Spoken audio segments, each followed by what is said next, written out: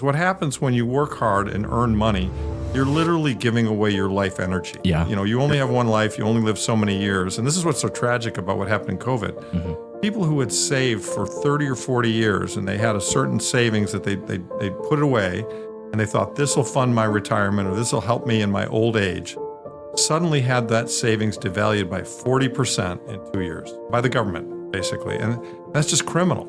It's theft of their life, literally, of their time and earnings. There's no other way to say it other than it's criminal. Part of what I tried to do with the book was to give everybody the history of the sound money camp. And it's been around for a long time. I mean, Andrew Jackson was part of it. George Washington was part of it. Garfield was part of it. I mean, I've got quotes, throughout the years of many, many people who've understood this was the fundamental problem. Lindbergh was part of it. He railed against the establishment of the Federal Reserve. This is Lindbergh's father, not the aviator. There have been many people fighting for this thing, understanding that sound money is a moral issue, that the government stealing from its people is wrong, and it allows them to create wars, and it's just a bad thing. When the founders all got together and worked on the Constitution down in Philadelphia, they were very much aware of the risks of fiat currency, printing paper and saying this is money. Article 1, Section 8 of the Constitution literally says only gold and silver, shall be deemed to be money. Counterfeiting money was punishable by death. Do you know if they ever executed anybody? I don't think they did. They never did, okay. Based on what I've read. I mean, I could be wrong about that historically, but it was a serious crime, right? I mean, now it's just part of monetary policy. Well, that's exactly right. G. Edward Griffin wrote a really funny thing in Creature of Jekyll Island. He said, in that particular case, the Senate, the Congress, Treasury Department, and the President would all be subject to the death penalty, and the Federal Reserve would all be subject to the death penalty today because they all counterfeit money.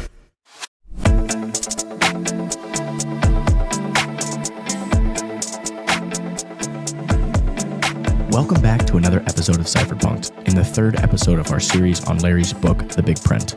Larry Lepard, welcome back. Nice to be with you, Matty. Let's go for it. So today we're going to talk about sound money, fiat money, and also why sound money is a moral issue, which cover chapters 8 and 9 of your book.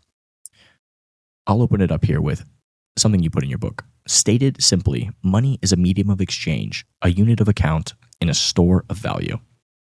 Let's go down the rabbit hole a little bit. Well, that's those are the definitions, or that is the commonly accepted definition, widely accepted definition of money today. And the Austrian economists would say that money can be anything. It is the good which is most liquid, which we all accept as. And basically, and this is something that's missed by a lot of people. Money is a little bit of a collective illusion. It's what we all decide on and agree to exchange with one another. And gold became the best form of money, the most sound form of money historically because of its characteristics. But there have been many other forms of money over the time. As we all know, tobacco was money and beads were money and seashells were money. And there have been lots of forms of money over the history of the world. But we converged on gold because it seemed to hold, it met the needs in the best way. And one of the important needs that I want to point out, and we will discuss, I'm sure, is just the need to hold its value over time, to not be changeable over time. And, these commodity monies, like gold is one of them, because they are physical and they have certain properties, and they can't be messed with by the government, they have a real significant time value storage of value component that makes them better than the fiat money. I mean, the greatest weakness of fiat money, and by definition, fiat money is money that the government determines is money because they say it is. In other words, they print dollar bills and they say these are money because we say they are. The risk of that is, of course, that they can print too many of them, and they have. So, I'll read a segment from your book. Throughout history, various commodities have served as money, including beads, salt, livestock, tobacco, grain, copper, silver, and gold. At the end of the day, and without government interventions, gold and silver naturally emerged as the best forms of money because they were scarce, durable, transportable, recognizable, and divisible. That's right. Did you ever read the Nick Szabo's piece called Shelling Out? Yeah, it's a great piece. I loved it. Yeah, it's a fantastic piece. Great. What's important to note is that these, like gold, especially silver, they kind of it wasn't like, hey, we just picked this to be the money. It was a period of different civilizations interacting, using different types of monies. Absolutely. The civilizations that were using these softer monies, like seashells, for example, when they came in contact with civilizations that were using harder money, They were completely obliterated. I mean, Yes. this is a story of like, Africa, for example. A lot of those peoples used beads and shells as money. And as the Westerners came to those shores, they realized these guys are accepting shells as money. So they would just go back, print up the beads and the shells, just find a bunch of them and come back and essentially expropriate that wealth. They would hyperinflate their economies. They give them the shells and say, give us your gold and silver. Yeah. That was like in South America too. Yeah. I mean, it's like, it's a sad story, but it is it's a story as old as time. Right. So, you talked about here as well. You talked about, you had some Voltaire quotes, but eventually, however, leaders bowed to the temptation to remove the precious metals backing and overissued the currency, resulting in hyperinflation. The arc of humanity is littered with this sad tale. And then this quote by Voltaire: paper money eventually returns to its intrinsic value, zero. And it's not just paper money, even commodity, what was thought to be commodity money. I mean, the Roman Empire is a really great example, right? So they started off with the denarius, which was originally 100% silver. And by the time Rome fell, the denarius was really an iron coin. Oh, yeah. They had just clipped it. And they had clipped it and they diluted it over and over and over again in an effort to make more of them because there was a natural limit to the amount of silver they had. So I think it was the sovereign individual talked a little bit about this and basically said that the Romans at some point, they had basically tried to keep the value of the coins the same. And the people were like, no, it's not the same. We know it's not. We know it's not. And eventually they said that was kind of what led to, the disintegration of that sort of Roman Empire, as people were just like, fuck this, I'm going into the fields and I'm going to have my own little estate. And you kind of got that serf model that. You went back to a system of barter. Yeah. Actually, was what happened, I think. Yeah. But they said that it was because they tried to essentially centralize and manipulate, do price controls and kind of do all this stuff that people were just like, we just can't live this way. We just can't do it. Yeah. Well, when money becomes worthless, trade and society breaks down. History shows us that men in governments in control of fiat currency inevitably succumb to the temptation to print excessive money, allowing them to live beyond their means. It is nearly impossible to resist this temptation. And there was I wish I had this quote, but it was a famous quote from like the year 1200 of the Muslim Caliphate, but just really talked about these cycles of exactly what we're describing here, and how it kind of and it was like this is not a lesson that was like that people didn't know 2,000 years ago. No, like these lessons were known by scholars. The kings would clip the coins. The kings would put their face on a coin and say it had value, even if it didn't have enough precious metal in it. I mean, it's called signorage. I mean, this has been used. I mean, fiddling with the money has been used by the people at the top for a long time as a way to try to take advantage of other people. So I'll give this quote from Nathan Lewis that you put in your book. I love it. Yeah. Soft money is literally monopoly money. So if soft money is just monopoly money that can be printed, what is sound money? Can you explain that? Sure. I mean, by definition, sound money has to be scarce. And I believe sound money has to be difficult to produce.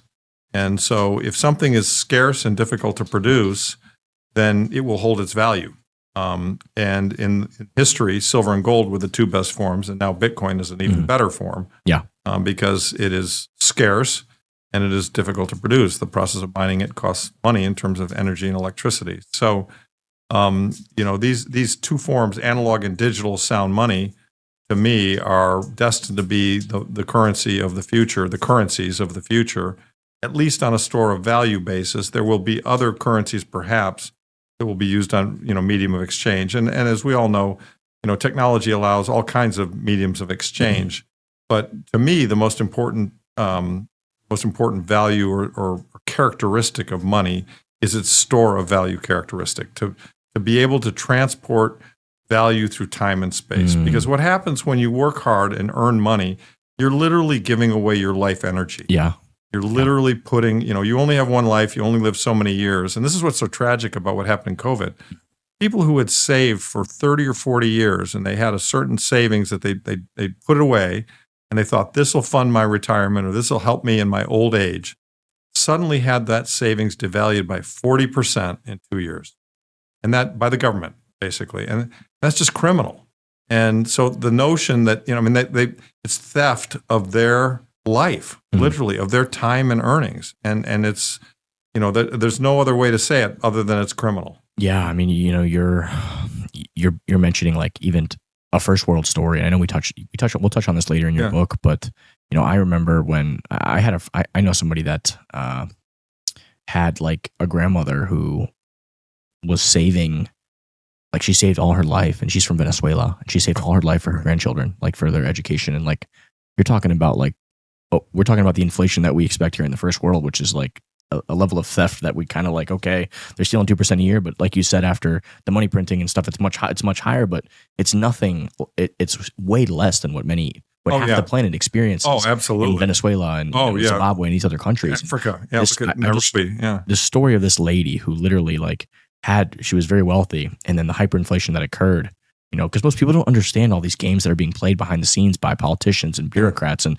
cantillionaires. Like, people got to work, people are busy. They just like, it's hard to comprehend all this stuff. Right. You're going to have to watch a podcast series like this to really unpack it, because it is very insidious. Yeah. But it struck me, the story where basically she said like, within the matter of a couple of weeks, she lost her life savings. And by the time it was 3 or 4 weeks later, it was like she could barely afford a plane ticket to come to the United States to like get away. And she was like, probably the equivalent of a millionaire before that happened. Yeah, essentially she had a nice money saved for her grandchildren's retirement and all this. And it's like, so. No, when currencies fail, it's absolutely devastating to people who've stored their wealth and their lifetime and their earnings in that currency. Yeah. It's tragic. Here in your book, you wrote, I view gold as analog sound money and Bitcoin as digital sound money. Can you explain that, like analog versus digital, and compared to other technologies? Yeah, sure. I can understand. And a lot of gold people think that there can't be digital sound money. We can talk about that too. But the fact of the matter is, the nice thing about a gold coin is that you can feel it, touch it. It represents final and complete payment. If you provide me with some food and I provide you with a gold coin, I've got the food, you've got the coin. There's no remaining credit event left. I don't have to do anything. You don't have to do anything. Yeah. So that is a sound transaction without debt involved. Both counterparties walked away with what they wanted. Digital sound money is the same thing, but you have to get away from and some people say that therefore only gold can be sound money because it has a physical component to it. I understand that point of view, but I would also say that even in the ancient days, before gold became money, there was another thing that was going on that was what I call credit. And Lynn talks about this in her book. She's brilliant about it. Is social credit, which is to say that, money represents an obligation amongst people, and if you have money and I have goods and we trade and so it provides the means of transferring value. But before, gold emerged, there were things called ledgers, and the Sumerians had them and the caves had them. And you could see people making marks and keeping score of transactions. The very first writing in all of history was ledgers. Yes. And so, single entry bookkeeping, essentially. I own you this much grain. You owe me that much grain. I killed this many bison. You killed them.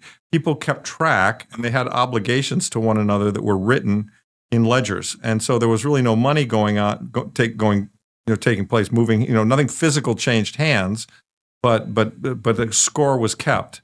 And so what really eventually happened is, okay, that was fine in a small society where people knew each other and people trusted the ledger. Mm-hmm. But as we got into bigger societies and people were trading with other people they didn't know, they couldn't trust that the ledger would work, and they were on different sides of the world. So they wanted something physical to exchange. So, the people from China came to the Caribbean or the Mediterranean and said, we're going to exchange silk for, whatever it is you produce.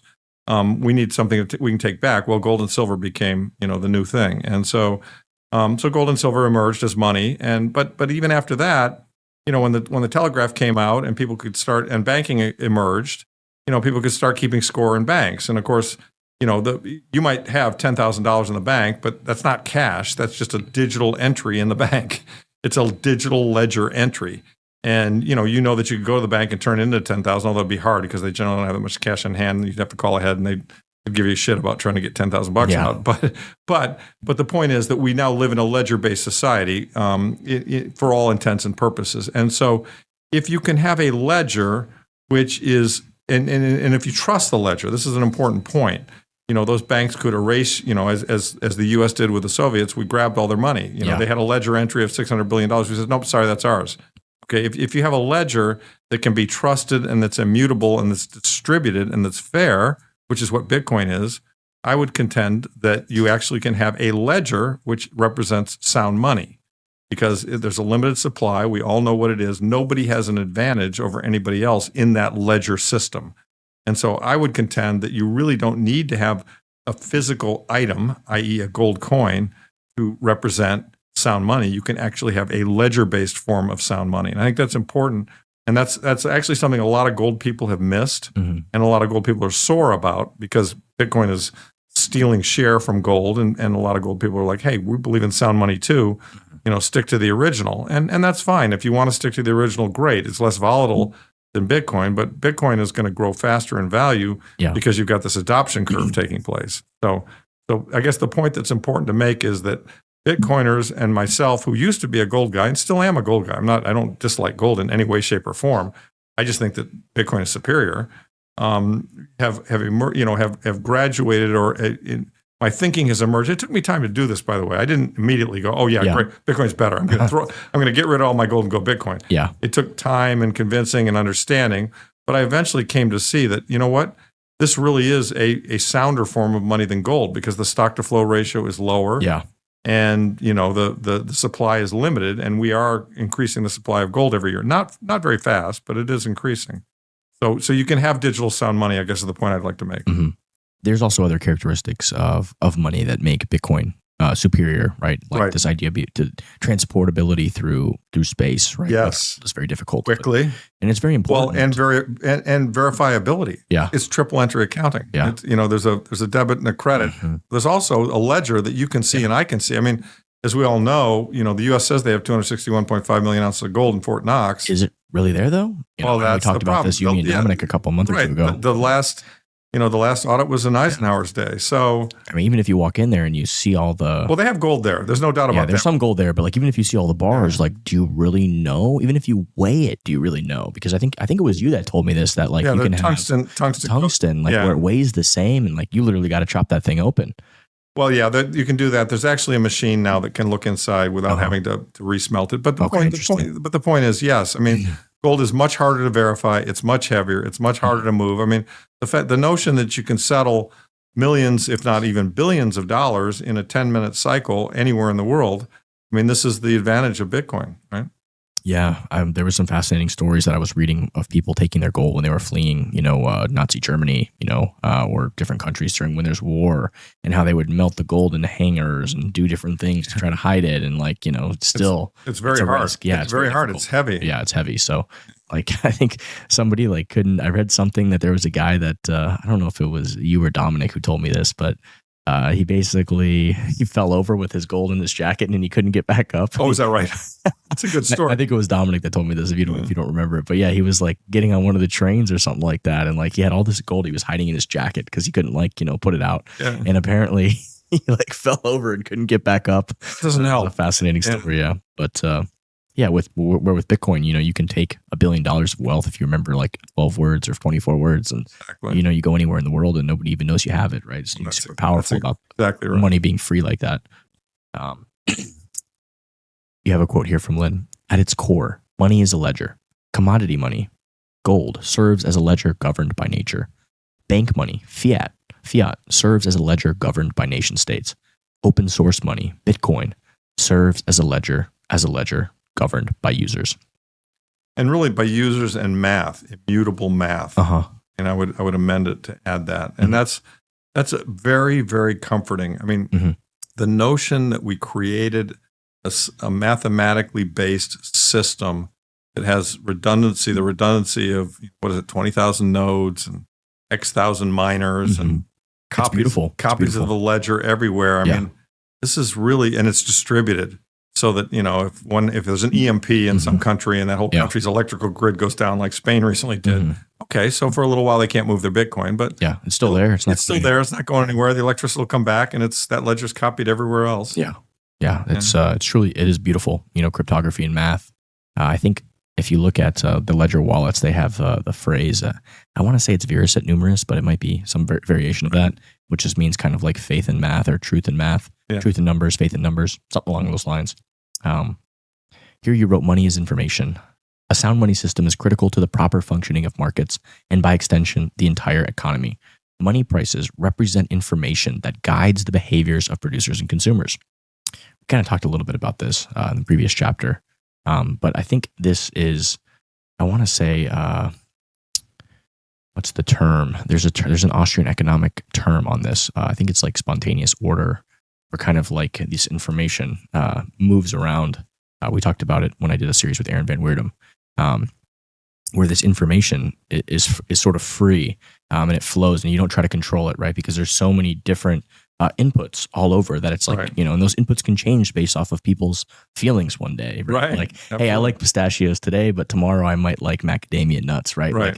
Like, usually I prefer it, but like there's no way to capture all of that, Right. by some kind of centralized planning. So this idea of money being information that's free, I think is extremely powerful. I agree. And you also talked a little bit about this idea of energy, right? Like money is, you're storing your life's energy. Yes. Money is your life's energy. Yes. So what is a more brilliant and beautiful system of money that is secured by physical energy, actual Correct. Newtonian physics of energy, this idea of proof of work? Yeah. I think it's beautiful. It's like, Yeah. Well, by definition, money has to be hard to produce. And the notion of reaping without sowing, which is Mhm. what central banks do, Yeah. is just wrong. And an ounce of gold. A gold miner is a mini central bank, right? They create an ounce of gold, and that's Yeah. money. A Mhm. Bitcoin miner is a mini central bank. They create Bitcoin, but they there's proof of work. They expend energy to secure the ledger in the case of the Bitcoin miner, and to dig up gold in the case of the gold miner. And that energy proof of work is what makes the money have value in scarcity. Because money is information, the messages sent by the monetary economy dictate in hard, clear terms the actions of billions of people. Naturally, humans have taken great pains to develop means to keep the information as pure and uncorrupted as possible. If an engineer orders a mechanical shaft of 500 millimeters and the machine shop produces one of 500 millimeters, but due to the fluctuation in the meaning of millimeter, it is 10% shorter than the engineer desired, both the engineer and the machine shop have been unable to cooperate productively. Isn't that a great analogy? Yeah. I grabbed that from Nathan Lewis. I love that. It's a great analogy. Yeah. It's kind of, a monetary unit, it ought to be, an inch doesn't change. A mile doesn't change. A foot doesn't change. A kilo doesn't change. How can you accurately even measure the yeah. economy? I think Parker Lewis talks about this, where it's like, how, if you don't know the supply of money, if you don't, if it can constantly be changed, like a gallon of water doesn't change. So why should the monetary unit change?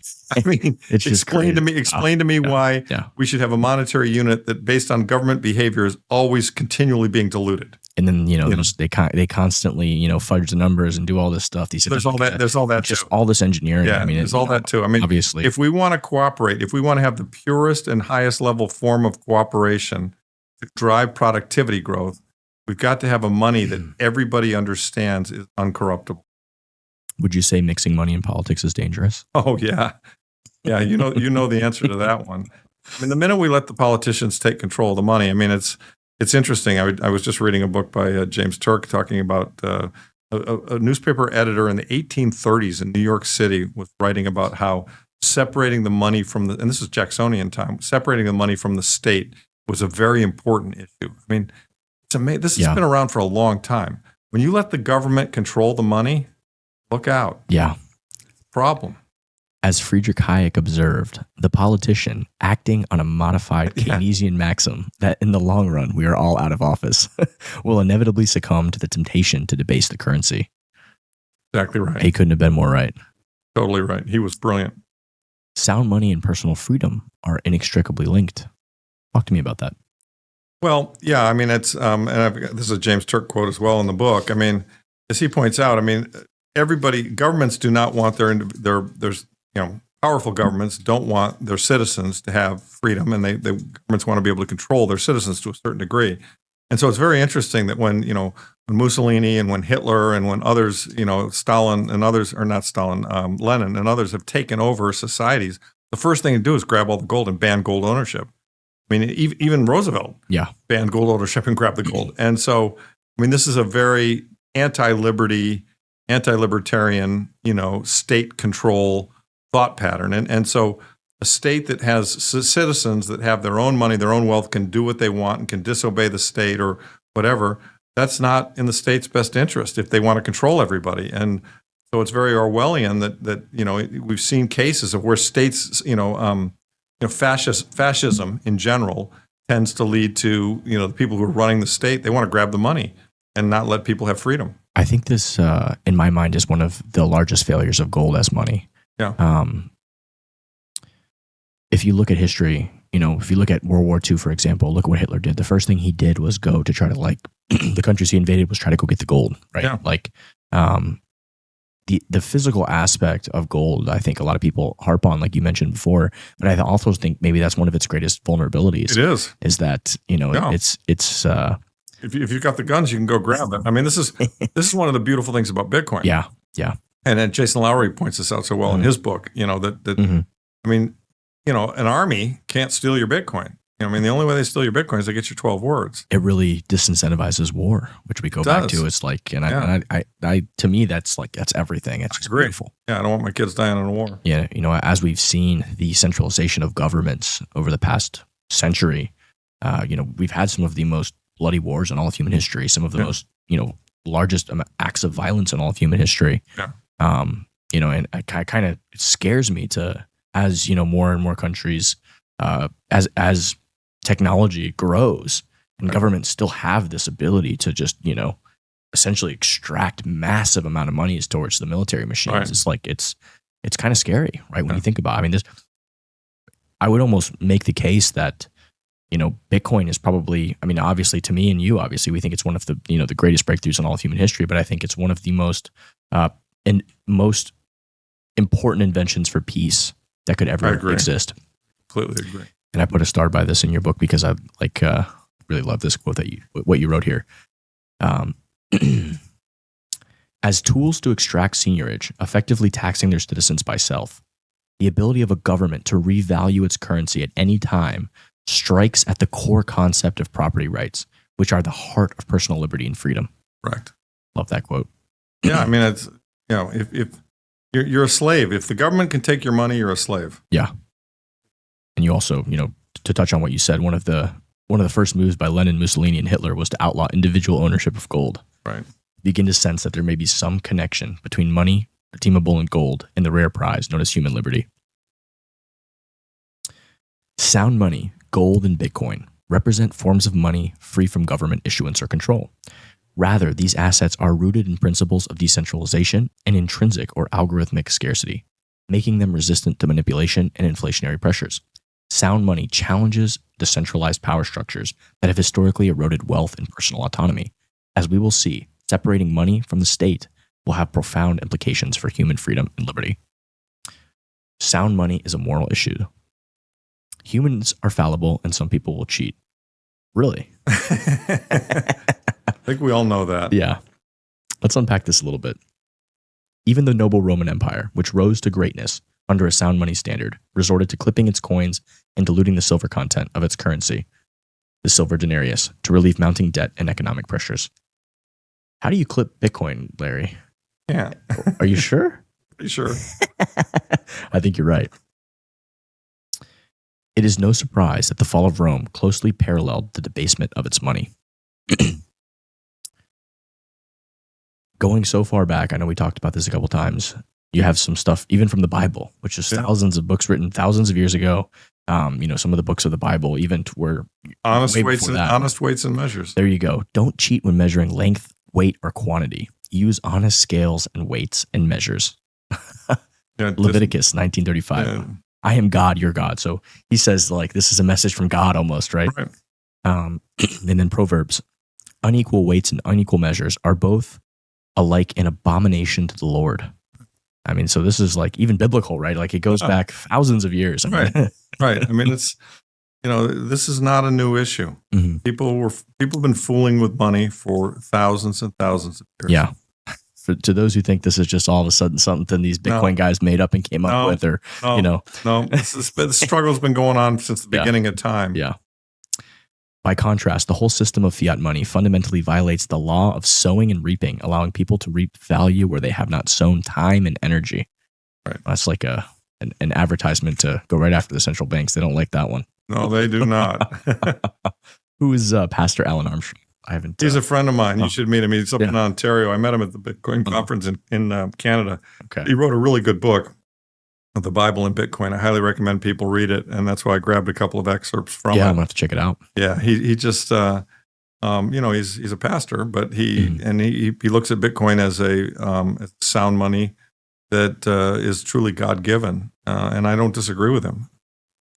You know, I in a way I do think Bitcoin is going to save us from kind of the evil money changers who have built a corrupt system that benefits them. So when our country was founded in 1776, even the founding fathers were aware of the perils of posed by fiat currency.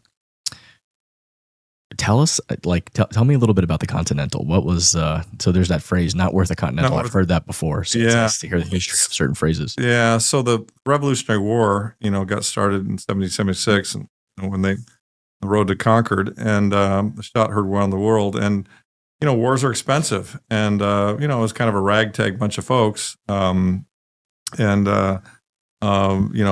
needed a currency, and so they established the Continental. I'm sure that at the same time the British pound and sterling was still circulating, but they printed their own currency in order to fund the war, and they said it would ultimately be redeemable in gold and silver, and of course they broke that promise, and they printed too many of them, and ultimately that currency became worthless. And so anybody who had invested in Continentals or who had stored their wealth in Continentals was wiped out, and that was quite painful, obviously, to the new country. And so when the founders all got together and worked on the Constitution down in Philadelphia, they were very much aware of the risks of fiat currency, printing paper and saying this is money, right? And so Article 1, Section 8 of the Constitution literally says only gold and silver, shall be deemed to be money. Yeah, you have Article 8 and Article 10 here, I think. Yeah, maybe there's a couple of Article 8, I guess, gives the Congress shall have the power to borrow money on the credit of the United States, to coin money, regulate the value thereof in a foreign coin, and fix the standard of weights and measures. And to provide for the punishment of counterfeiting the securities in current coin of the United States. And then Article 1, Section 10 is what you just described, that no state shall coin money, emit bills of risk credit, or take anything or make anything but gold and silver coin a tender of payments of debts. Right. So they were sound money people. They understood the risk, and because they had just lived through it firsthand. Yeah. And there are a lot of good quotes in there about various people saying, things about fiat currency and how it would lead to ruin. And they understood it. Yeah. And they truly got it. And so we started off with a very sound money country. And, the thing that I always find amazing is some people kind of shit on the gold standard, but the fact of the matter is we were on the gold standard hundreds of years. Yeah, hundreds of years. And it's not as though the country didn't progress and do pretty damn well between 1789 and 1971. Yeah, I think we became the superpower of the entire world. So I think it was working pretty well. It had flaws. Despite that, we kind of grew a decent country, and we were on the gold standard for most of it. So, and frankly, I think it was abandoning that, thinking that we were smart enough and could manage it, and abandoning that in 71 that started us down this path that's got us in this predicament that we're in right now. So counterfeiting money was punishable by death. Do you know if they ever executed anybody? I don't think they did. They never did. Okay. Based on what I've read. I mean, I could be wrong about that historically, but it was a serious crime, right? I mean, now it's just part of monetary policy. Well, that's exactly right. I was speaking to Paul earlier, and I said, G. Edward Griffin wrote a really funny thing in Preacher of Jekyll Island. He said, in that particular case, the Senate, the Congress, Treasury Department, and the President would all be subject to the death penalty, and the Federal Reserve would all be subject to the death penalty today because they all counterfeit money. Yeah. Right. Yeah. You have some good quotes here from early founding fathers and early Americans. George Mason of Virginia. They may pass a law to issue paper money, but 20 laws will not make the people receive it. Paper money is based upon fraud and knavery. Well, I wish he was right, but sadly the people are taking it. Oh man! Sadly, people they lost touch with that. Oliver Ellsworth of Connecticut. This is a favorable moment to shut and bar the door against paper money. The mischief of various experiments which have been made are now fresh in the public mind and have excited the disgust of all the respectable parts of America. Right. These were both guys who worked on the Constitution. When I read all that, I would have I was thinking about when you stood up and you called out the Timothy Geithner and all those guys. If you would have just read that, would have been funny. Yeah. They would have like killed you. Well, they wanted to kill me anyway, Maddie. I can tell you that. That did not go over. That did not go over very well when I did that. That's classic. George Washington cautioned, "We may one day become a great commercial and flourishing nation, but if in the pursuit of the means we should unfortunately stumble again on unfunded paper money or any similar species of fraud, we shall assuredly give a fatal stab to our national credit in its infancy. Right. Paper money has had the effect in your state that it will ever have, to ruin commerce, oppress the honest, and open the door to every species of fraud and injustice." Right. I mean, these guys got it, right? Yeah. I mean, these are the founding fathers of the country. These are the guys who wrote down the documents that we tried to live by. We've slipped, but we tried to live by. And, in general, they created the greatest country in the world. Yeah. And yet, we've lost touch with some of the founding, the founding principles that we had. This one's a wild one. For example, this is by Tony was it Dedden or Dean? Yeah, he's a good guy. Yeah, he's an investment manager. For example, we then see that dishonest money begets dishonest statistics, dishonest accounting, dishonest balance sheets, dishonest means, dishonest objectives, dishonest compensation policies, and dishonest relationships. That it begets ambiguousness and corruption in every aspect of life. I mean, like that to me, just like that's literally exactly what we've seen. Yeah. Across the board. Yeah. Morals decay. When somebody thinks that you can cheat and get away with it, everybody thinks you can cheat and get away with it. Did you see the Elon's recent Doge conference? Did you see what he said? No. What did he say? I mean, he was basically talking about like just the level of fraud that they've seen and the stuff that's happening. And he basically said like, first they just start off small, right? Like they just do little things. Right. And he basically said like, it's gotten to the point where these people are now renting out stadiums to have parties. And I mean, like I watched it. It's like, insane. My blood just started to boil. It's like, they've taken all this taxpayer money, right? Like not to mention all the money they're printing and stealing, but the actual like money that people pay. Sure. And it's like, the Department of Education has like a $4 billion COVID fund that they're using to rent out Caesar's Palace. And like, you can't even make this shit up. I mean, it's so absurd. And that's what he basically said. He's like, because they don't have to, he basically said that like the first thing they did was require you to submit a receipt or to like, to have it. But before there was nothing, you could just spend it for whatever. And he said that like, when they first started looking, it was like small things, right? Like small to see if you catch it. And then now it's just like, $2 million to rent out a stadium, $4 million to rent out Caesars. Like he basically said it's just gotten so insane that essentially with the second they put in a requirement to submit a receipt or to put some kind of, hey, what is this for? Yeah. Not a single claim went through anymore. Like they just stopped.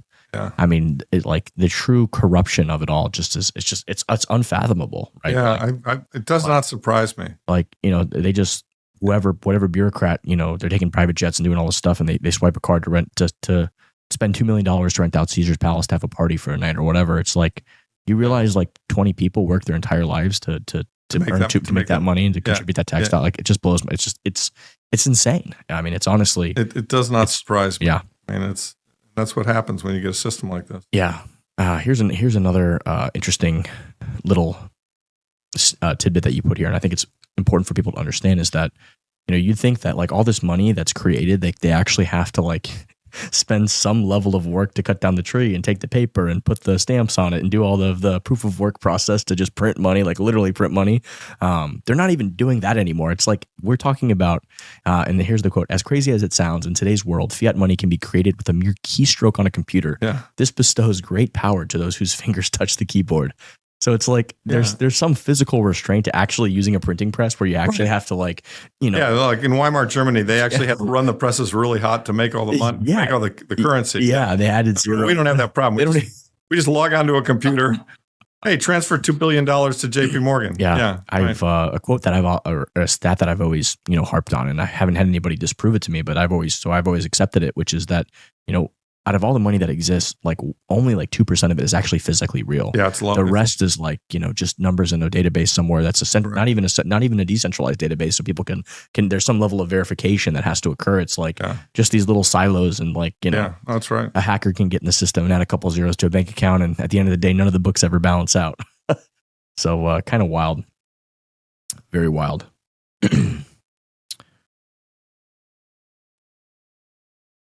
Here you have, who is Kane McGuckin?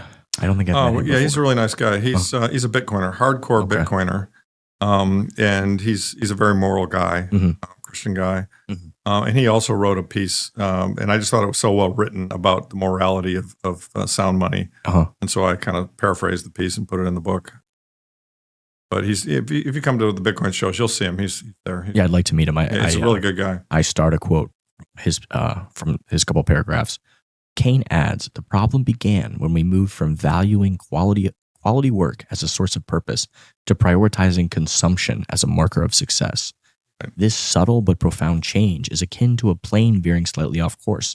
Initially, the trajectory goes unnoticed, but ultimately it leads to a destination far from its intended path. Correct. Yeah, I mean, we've begun to worship money rather than represent what money used to represent, which was honest work. Yeah. If you just worship money, you'll do anything to get it. You have a quote here from Ron Paul. I always looked up to him my whole life. He's just great, fantastic. The market rate of interest provides crucial information for the smooth operation of the economy. A central bank setting interest rates is price fixing and is a form of central economic planning. Price fixing is a tool of socialism and destroys production. Artificially low interest rates are achieved by inflating the money supply, and they penalize the thrifty and cheat those who save. They promote consumption and borrowing over savings and investing. Manipulating interest rates is an immoral act. It is economically destructive. Correct. I love that quote. Yeah, I mean, couldn't said it better. He's the OG of the sound money movement in politics in America today. Yeah, I love how you got so many great quotes from so many different people. Yeah. Well, I tried to. Yeah. I didn't want to just make it. This is Larry's opinion. I wanted to point out that George Washington felt this way. Yeah. Right. I mean, there are other actually notable people who understood the value of sound money. Who's Judy Shelton? Oh, Judy's a really great gold bug here in the United States, and she's got a PhD in economics, which allows her into kind of the Keynesian club. And she was at I believe she was at the Heritage Foundation in California for a long time. And she was actually, in later chapters, you'll see this, she was actually nominated by Trump to be on the Federal Reserve Board, and they just trashed her. They absolutely trashed her because she's an Austrian economist. And we'll talk about that later in the book as well. I mean, the Austrian school has just been dismissed and minimized because the Keynesian school is the one that supports the government. And so Judy, of course, Judy gets it. I mean, Judy would have us return to a gold standard. But Larry, the Fed is apolitical. Haven't you read what they said? They have to remain politically neutral. They don't take a side. And that's why they cut rates last year, right in front of the election. Yeah, they're apolitical, right? I think if you look at the donations of who they donate, that's right. Yeah, it's only 98% to the Democrats, right? I think that's right. Yeah, so something like so absurd that the notion that you have these people in those positions of power, it's nuts. Yeah. It's nuts that we let 12 people, run the monetary policy of this country. Yeah. I'll read a quote from Ms. Shelton. Bringing up the moral aspect of money as a measure should not put someone in the category of a right-wing crank. Striving to ensure that money is trustworthy does not constitute a fringe movement.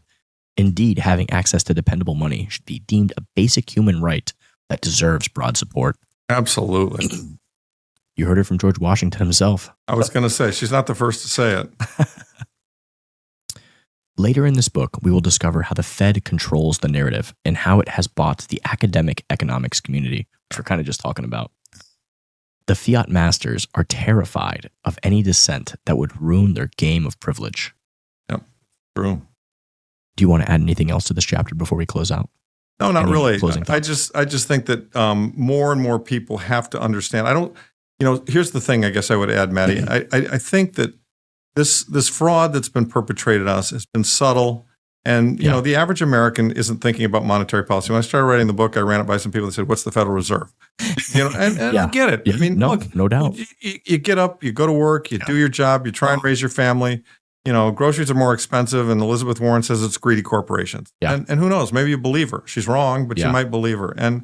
And so what I've just tried to do here, and I think I kind of, as an older person in this whole space and as a sound money advocate, even before Bitcoin came along, I've tried to kind of tie this back to, there have been many of us who've been fighting for this for years and years and years. I mean, it was a very small fraction of us, the sound money movement. But frankly, as I was saying to Paul earlier, it's really great. We've got reinforcements. You are the reinforcements. We're here. It's like I was getting tired and I was about to time out, and then the Bitcoiners showed up. I'm like, thank God, right? And so what I tried. Part of what I tried to do with the book was to give everybody the history of the sound money camp, and it's been around for a long time. I mean, Andrew Jackson was part of it. George Washington was part of it. Garfield was part of it. I mean, I've got quotes, throughout the years of many, many people who've understood this was the fundamental problem. Lindbergh was part of it. He railed against the establishment of the Federal Reserve. This is Lindbergh's father, not the aviator. I mean, there have been many people fighting for this thing, understanding that sound money is a moral issue, that the government stealing from its people is wrong, and it allows them to create wars, and it's just a bad thing. Yeah, I mean, I think from my research and my studies, I mean, this isn't something that just is, an American thing over the past 300 years. I mean, this has transcended religions, absolutely, centuries and millennia. Absolutely, I mean, this goes back thousands of years. But I mean, people are only so interested in that, and so I tried to write it from the standpoint of the American experiment because quite frankly, the American experiment got it right for a really long period of time, no doubt. And I think what's going on now is, I mean, the World War II generation is pretty well dead. There aren't many of those guys left, and they understood it, and we slipped away from it, and everyone's kind of looking at each other, going, "What's going wrong? Why is this so bad? Why are we having inflation? Why are the political parties at literally war with each other? Why are we on the brink of a civil war?" And they're trying to understand what it is, and as I said of other interviews on the book, I mean, that's why I wrote the book, because I thought, most people just don't know this story. They don't understand that this is the issue. I mean, you understand it because you're a Bitcoiner. Yeah. We understand that the core issue is this. If we solve this, a lot of other things get solved, right? And that's why I wrote the book the way I did. It brings me back to that quote when you mentioned our generation. It's like we were born too late to travel to explore the world, and we were born too early or too late to travel to explore the earth, and too early to travel to explore the cosmos. But we were born just in time to fix the money. Well, I think that's right. I mean, I think your generation will be a hero generation, and I think you will fix the money. And that's a beautiful thing. And that will be an enormous bright star going forward. When I think of all the bad things that happened in the last century, the $8 trillion of wars, the inflation, I mean, so many bad things that have happened. When I compare those to the great technology advances we've had, we should all be living much better. Yeah. When we solve this monetary issue, it's going to be a golden age. It really is. It's going to be beautiful. I think for the first time in all of human history, I think we finally have a defensive weapon in Bitcoin that can actually solve this problem for good. Yeah, I think that's right. I mean, I've said this in other podcasts. I really think when the history is written of this from 50 or 100 years from now, there will be people who will discuss things, finance and economics, pre-Bitcoin and post-Bitcoin. I saw that later in the similar to pre and post, death of Christ. I mean, this is a big deal. This monetary thing, as you point out, it's been going on for thousands of years. That money has been something that was diluted, and we've got something that puts an end to that. Like, don't underestimate how important that is, in my view. So I think Satoshi had a quote saying something along the lines is that this will be a new tool we can use on the front in the fight for freedom. I think that's right, and he's absolutely right in my view. It really is a beautiful thing. I mean, at a lot of different levels. I think this is a good stopping point. Thanks for listening, guys. Thanks.